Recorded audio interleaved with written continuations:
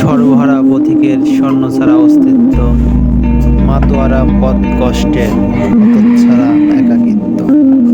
ছন্দটা কেমন যেন আজকের দিনটার সাথে মিলে গেল। আসসালামু আলাইকুম। আজকে সকাল সকাল কাজে গেলাম। আজকে ঈদের তৃতীয় দিন, সবাই ঘুরতেছে আর এইদিকে আমি কাজে চলে আসলাম। কিন্তু আমার সাথে যে হেল্পার থাকে তার এখনো ঈদের বেড়ানোই শেষ হয়নি, তাই আর কি আজকে আমার একা একাই কাজ করতে হবে। আজকের কাজটা এত বেশিও না, দুজন হলে ভালো হতো, বাট একা একাই কাজ শুরু করলাম। 1 ইঞ্চি টিএস পাইপ দিয়ে বাথরুম এর ঝর্ণা ও ট্যাপ ফিটিং করতে হবে। তো আমি লাইন টাঙিয়ে গ্যান্ডিং মেশিন দিয়ে গ্রুপ কাটা শুরু করলাম।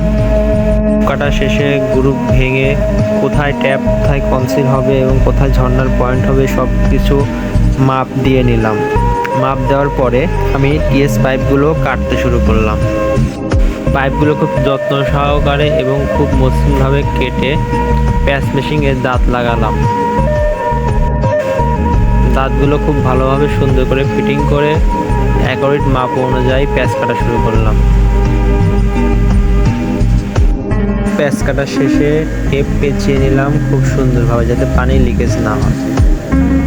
সকল কাজ দুজন হলে খুব ভালো হয়, একা একা করলে অনেক কষ্টসাধ্য হয় এবং অনেক ঝামেলার মধ্য দিয়ে যেতে হয়।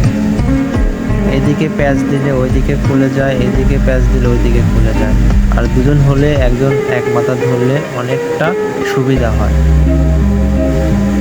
কিন্তু আজকে এইভাবে কাজ করতে হবে, কি করার।